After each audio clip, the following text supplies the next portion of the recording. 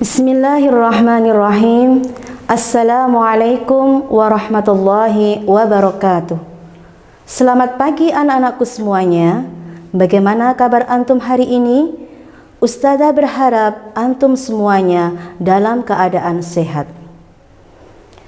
Anak-anakku semuanya, hari ini kita telah memasuki bulan yang baru, yaitu bulan Muharram.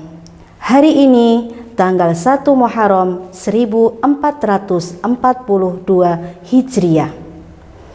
Anak-anakku semuanya, pada hari ini kita akan belajar bersama tentang momentum Muharram, spirit hijrah menuju perubahan.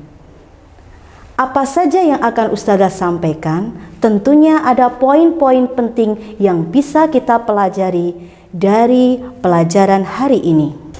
Pada hari ini kita akan belajar tentang yang pertama, momentum spirit hijrah.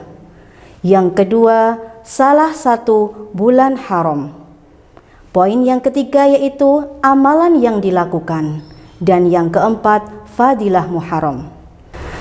Baik, Ustazah akan awali yaitu dengan poin pertama, yaitu Bai'atul Aqobah kedua. Bai'atul Aqobah kedua. Antum masih ingat sirah Nabi Muhammad, yaitu tentang sejarah Baitul Aqobah kedua? Pada waktu itu Nabi Muhammad SAW dalam berdakwah mengalami banyak rintangan, banyak gangguan, hinaan dan ejekan. Nabi Muhammad SAW dihina, dicaci. Nabi Muhammad SAW beranggapan bahwa pada saat itu Mekah bukan menjadi pusat dakwah. Kemudian Nabi Muhammad SAW mencoba mengunjungi negeri-negeri lain di sekitarnya seperti negara Taif. Namun ketika di negeri Taif pun tanggapan dari masyarakat di sana sama. Nabi Muhammad dimusuhi dan Nabi Muhammad tidak bisa berdakwah di sana. Kemudian Nabi Muhammad berusaha untuk menemui para pendatang dari Yasrib yang pergi ke Mekah pada waktu peristiwa haji pada tahun ke-11 kenabian. Pada waktu itu ada 6 orang yang datang menemui Rasulullah. Mereka berjanji kepada Rasulullah akan memeluk agama Islam dan akan mensyiarkan risalah dari Rasulullah kepada kaum mereka. Dan alhasil setahun kemudian pada tahun ke-12 kenabian ada 12 orang dari Yasrib datang menemui Rasulullah. Mereka menyatakan masuk Islam. Dengan ada tambahan ini, maka menjadi awal dari banyaknya pemeluk agama Islam dari Yasrib. Puncaknya yaitu ketika pada tahun ke-13 kenabian, tepatnya yaitu tahun 622 Masehi. Ada beberapa orang yang datang menemui Rasulullah, yaitu 73 orang pria dan 2 orang perempuan. Mereka menemui Rasulullah pada malam hari di Aqobah. Rasulullah ditemani pamannya Abbas bin Abdul Muthalib. Di sana mereka menyatakan kepada Rasulullah akan memeluk agama Islam. Dan Rasulullah pun membaiat mereka. Apa isinya dari Baitul Aqobah, perjanjian Aqobah kedua? Yang pertama, anak-anakku semuanya, mereka harus berjanji untuk taat dan setia kepada Rasulullah dalam keadaan sibuk maupun senggang. Isi yang kedua yaitu berjanji untuk tetap berinfak, baik dalam keadaan lapang maupun dalam keadaan sempit. Yang ketiga, mereka harus berjanji untuk tetap melakukan amar ma'ruf nahi mungkar. Yang keempat, mereka harus berjanji untuk tetap teguh membela kebenaran karena Allah. Poin yang kelima, Rasulullah menyampaikan agar mereka berjanji untuk tetap membantuku dan membelaku apabila aku telah berada di tengah-tengah kalian, sebagaimana kalian membela diri kalian sendiri dan membela keluarga kalian sendiri. Dengan demikian, kalian semua akan mendapatkan surga. Nah, anak-anakku semuanya, dari pelajaran Baitul Aqobah kedua tadi, kita dapat mengambil pelajaran, yaitu dengan adanya perjanjian Aqobah kedua tadi menjadi jalan terbukanya hijrah para sahabat menuju ke Madinah. Dan dengan hijrahnya tadi menjadi awal penentuan tahun Hijriyah bagi umat Islam. Dan dengan hijrah tadi menjadi tanda bahwa pada saat itu masa perubahan dalam keislaman. Dan dengan hijrah itu menjadi titik perjuangan dalam Islam melahirkan kesempurnaan nilai-nilai keislaman. Sehingga setelah hijrah nanti manusia dapat merasakan kenyamanan dalam beribadah dan merasakan bersatu semuanya, seperti Rasulullah menyatukan kaum Muhajirin dengan Ansor dan kaum Aus dengan Khazraj. Baik anak-anakku semuanya, untuk yang kedua, yaitu tentang salah satu bulan haram. Dalam surat At-Taubah ayat 36, Allah menyampaikan kepada kita bahwa di kehidupan manusia di dunia ini ada 12 bulan. Di antara 12 bulan itu ada 4 nama-nama bulan yang dimuliakan oleh Allah. Dalam kitab Tafsir At-Tabrani menyampaikan bulan-bulan yang dimuliakan itu adalah yang pertama bulan Dzulqa'dah, Dzulhijjah, Muharram, dan Rajab. Anak-anakku semuanya, Allah juga menjelaskan di dalam Quran surat Al-Hajj ayat 30. A'udzu billahi minasy syaithanir rajim. Dzalika wa man yu'azzim hurumatillahi fahuwa khairul lahu 'inda rabbih wa uhillat lakumul an'amu illa ma yutla 'alaikum fajtanibur rajsa minal awthani wajtanibu qawlaz zur. Shadaqallahul azim. Yang artinya, demikianlah perintah Allah, dan barang siapa mengagungkan apa-apa yang terhormat di sisi Allah, maka itu adalah lebih baik baginya di sisi Tuhannya. Dan telah dihalalkan bagi kamu semua binatang ternak, terkecuali yang diterangkan kepadamu keharamannya. Maka jauhilah olehmu berhala-berhala yang najis itu, dan jauhilah perkataan-perkataan dusta. Pada surah Al-Hajj ayat 30 ada poin penting, kata yang harus antum perhatikan, yaitu hurmatillah. Apa maksudnya di atas? Apa maksudnya kalimat hurmatillah? Di dalam surat tersebut, Allah hendak menjelaskan kepada kita ada beberapa poin yang bisa menjadikan dekat dengan Allah. Hal-hal tersebut sangat dimuliakan oleh Allah. Yang pertama yaitu Al-Baitul Haram, yaitu Ka'bah.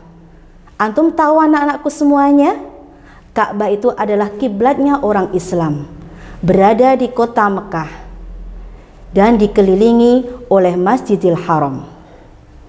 Yang nomor dua yaitu yang mulia di sisi Allah, yaitu Al-Masjidil Haram, tempat yang mengelilingi Ka'bah, masjid besar sekali ya anak-anakku semuanya.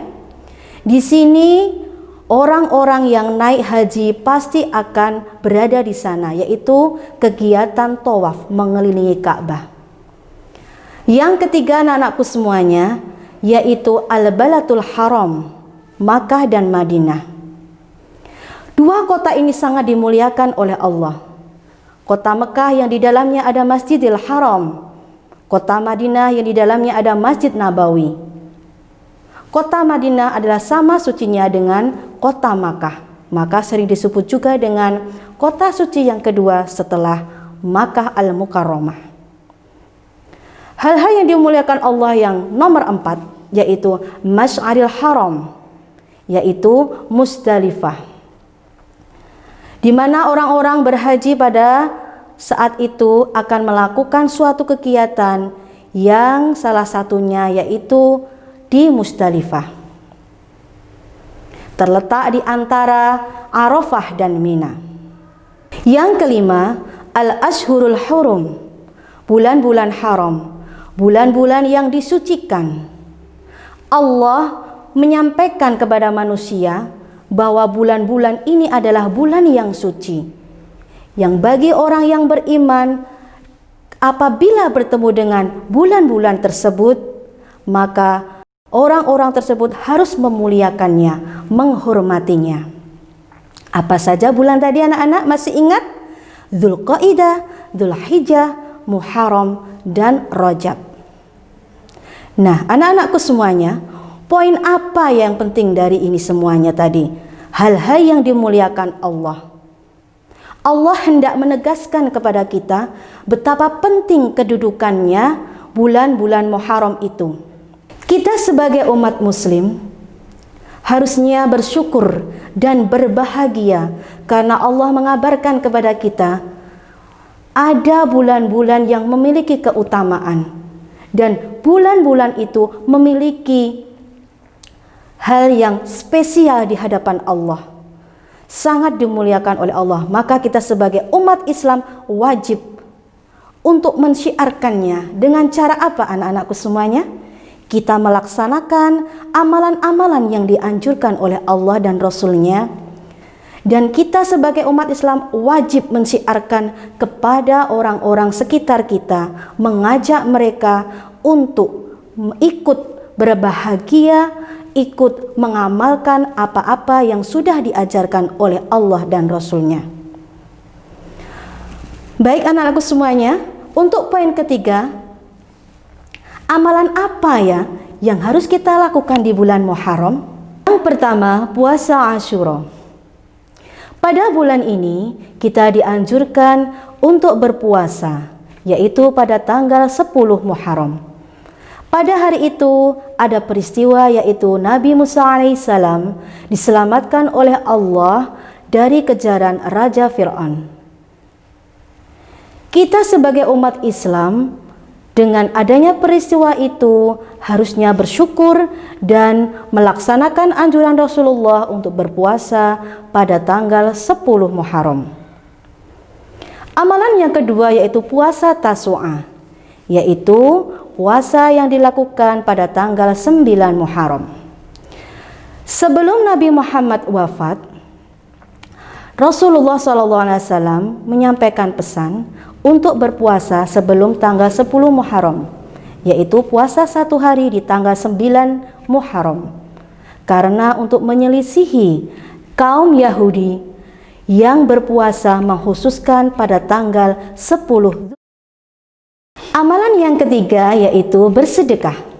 Kita dianjurkan untuk banyak-banyak bersedekah di bulan Muharram, terlebih bersedekah kepada yatim piatu, karena Allah sangat memuliakan orang yang bersedekah kepada yatim piatu.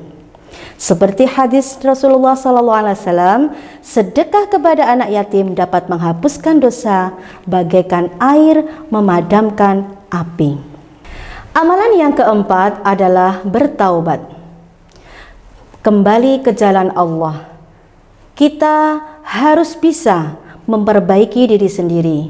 Hari ini lebih baik dari hari kemarin dan hari esok harus lebih baik dari hari ini, dengan cara melaksanakan perintah Allah dan menjauhi larangan Allah, dan berjanji tidak akan mengulangi kesalahan kita lagi.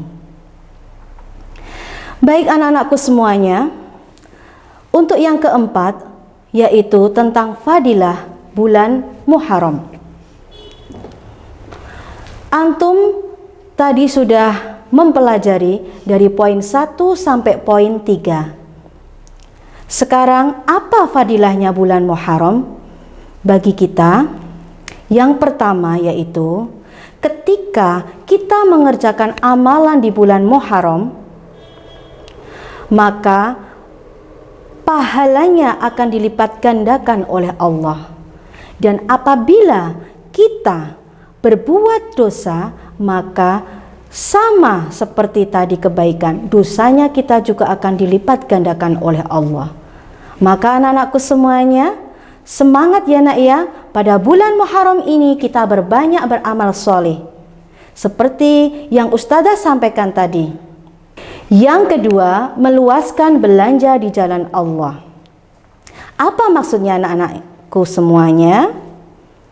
Yaitu seperti yang sudah Ustazah sampaikan tadi, kita perbanyak sedekah. Harta kita digunakan untuk hal-hal yang baik, untuk mencukupi kebutuhan sehari-hari, untuk bersedekah, dan untuk membantu siapapun yang membutuhkan. Baik anak-anakku semuanya, mari kita bersama-sama mulai awal bulan ini, hari ini kita berhijrah menuju yang lebih baik, kehidupan yang lebih baik. Kita dekatkan diri kepada Allah, kita berbanyak amal soleh, kita jauhi larangan Allah. Semoga dengan hijrah ini kita mendapatkan sayang dari Allah, mendapatkan sayang semua orang, dan kehidupan kita menjadi lebih baik. Insya Allah kita bersama-sama akan meraih surganya Allah. Demikian anakku semuanya, Ustazah tutup dengan bacaan hamdalah. Alhamdulillahirabbil alamin. Sampai berjumpa lagi di pertemuan selanjutnya. Wassalamualaikum warahmatullahi wabarakatuh.